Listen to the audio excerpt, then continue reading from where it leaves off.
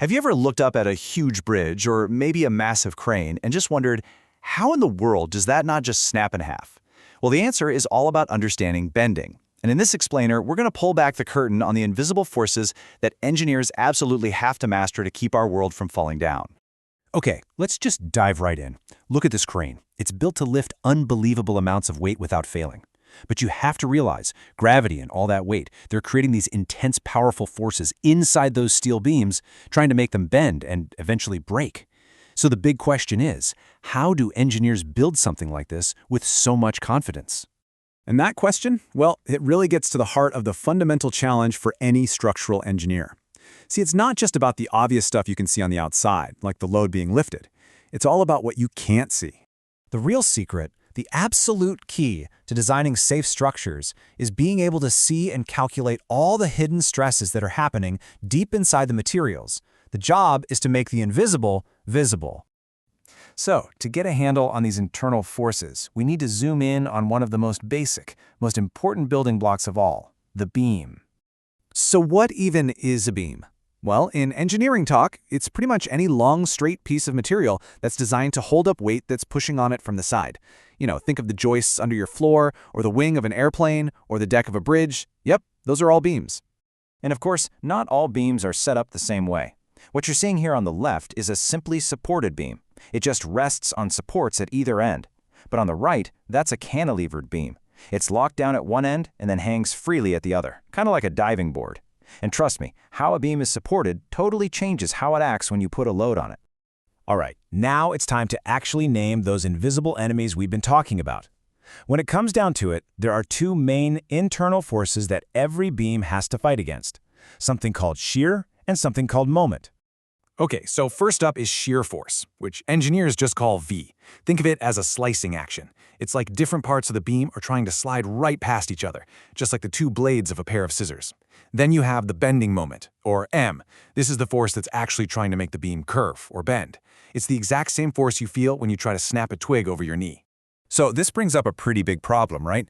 If these forces are just invisible, abstract ideas, how can an engineer in one country talk to an engineer halfway across the world and be sure they're talking about the exact same thing? They need a shared language. And luckily, they have one. It's called the Beam Sign Convention, and it's a super simple, universal set of rules. For example, a positive shear force is one that would make a piece of the beam want to rotate clockwise. And a positive moment?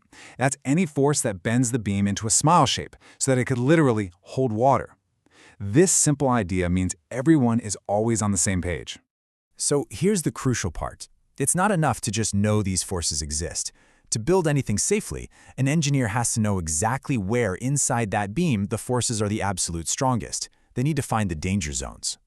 And that's the tricky part. The amount of shear, the amount of moment, it's not the same from one end of the beam to the other. It changes at every single point, depending on where the loads are. So the real work is mapping out that change. And the source material for this really hits the nail on the head. It says, in order to properly design a beam, it becomes important to determine the maximum shear and moment in the beam. That's the whole game. Find the one spot where shear is highest and the one spot where moment is highest, because those are the points where failure is going to happen. So how do they actually create this map of invisible forces? Well, it's a really methodical step-by-step process. First, they calculate all the forces at the supports. Then, they work their way down the beam, creating mathematical functions for the shear and moment. And when they plot those functions on a graph, bam, you get a perfect visual map of every single internal force.